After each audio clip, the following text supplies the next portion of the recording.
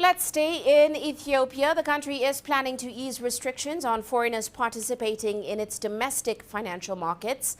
That's as it prepares to launch its own securities exchange platform next year.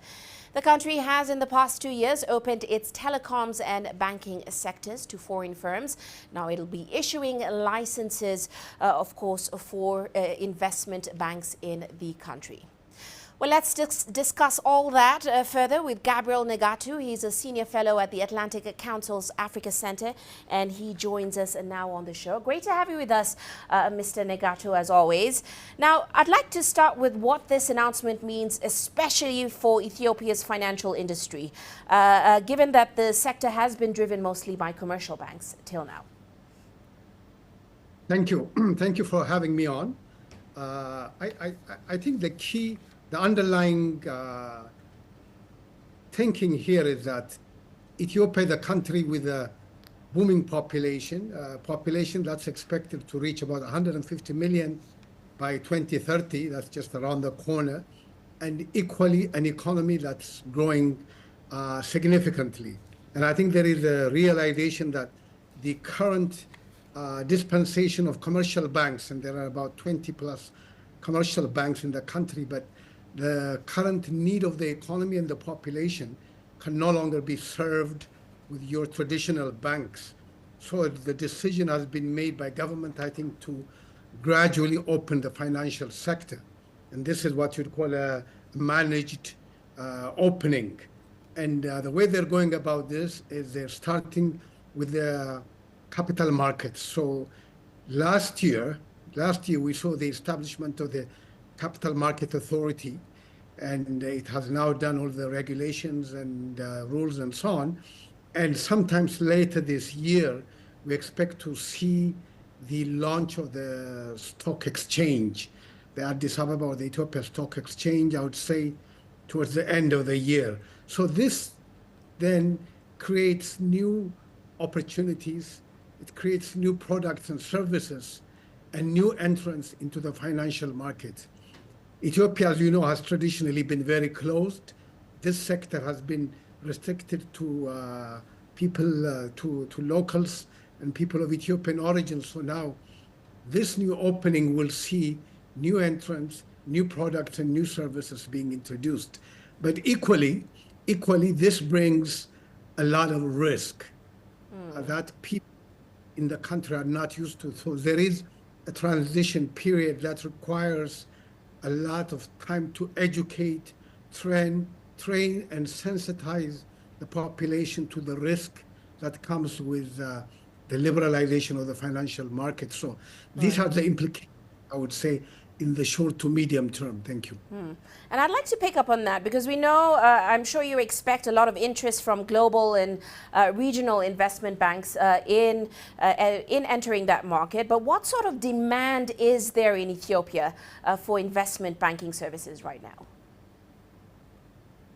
Well, it's perhaps premature to talk about the extent of the demand for investment banking. As you know, investment banks are primarily financial advisors and enablers to corporations and government between the security issuer and the investor. So their role will primarily be to advise businesses and governments on how to meet their financial needs and help them procure new and additional financing. So at this point, there is expected to be a significant interest both from local investors and banks who will be looking to open up an investment banking arm, plus the international, some of the dominant international players.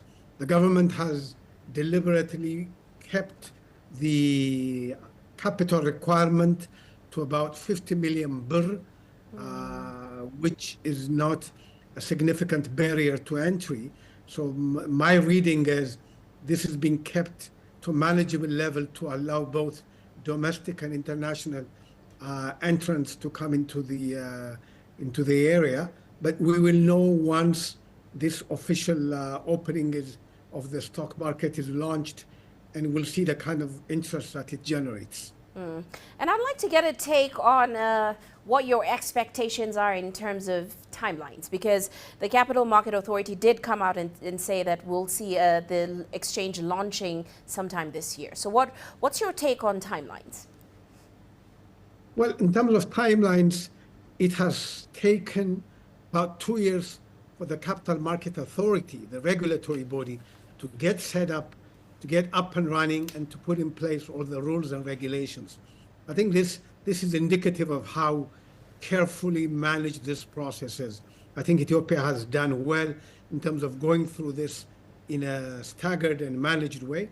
And now that the authority is in place and has put in place all the necessary rules and regulations, what now remains is the launch of the stock market, the capital market. The CEO has already been recruited and is putting the final touches on the launch of the market. And my guess would be sometimes toward the end of the year, October, November, we may see the official launch of the market. And my guess is you may get a few of the large government entities, plus a few of the large local companies registering and taking part. And as it grows, then you'll begin to see more interest from the region and from local markets also. Well, Mr. Negatu, always a pleasure to have you on the show and to chat with you. That, of course, is Gabriel Negatu, a senior fellow at the Atlantic Council Africa Center.